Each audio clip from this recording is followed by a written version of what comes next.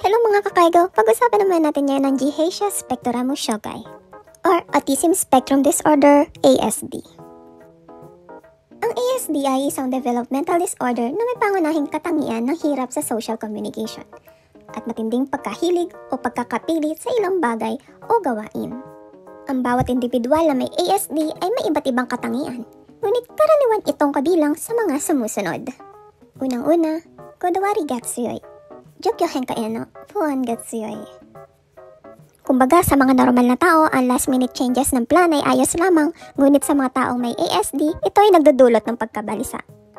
Kaya naman, ang nararapat mong gawin ay explain the plan in advance in a specific and easy to understand manner. At kung may pagbabago sa schedule, ipaalam ito agad ng maaga at huwag biglaan. Ang pangalawa, Manazashiya, Yes Chakara, Imyo, Yomitoru no ga nigate de aru.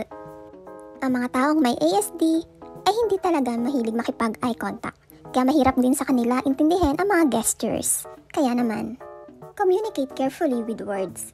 Gumamit ng maikli at malinaw na mga salita. Iwasan ang mga malalabong salita o pahiwatig. At ang pangatlo, Fukusu no choho, teiji suru to konran suru. Kumbaga, sa 5 sinabi mo, isa o wala silang naintindihan doon. Kaya naman, communicate one at a time. At ang pang-apat naman, ang pangkakukabin, Oto, Hikari, Hadasawari, Aji, Nioy.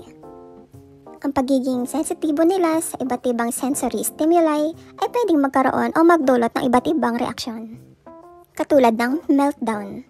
Ang matinding reaksyon nito ay maaaring magdulot ng pag-iyak o pagsigaw, pagwawala o pagiging irritable.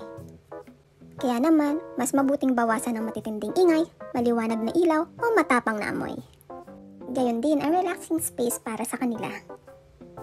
Ang tamang pangunawa at suporta sa mga may ASD ay makakatulong upang magkaroon sila ng mas magandang kalidad ng buhay at mas maayos na pakikitungo sa iba. Salamat sa panonood! Sama-sama ulit tayong mag-aral next time!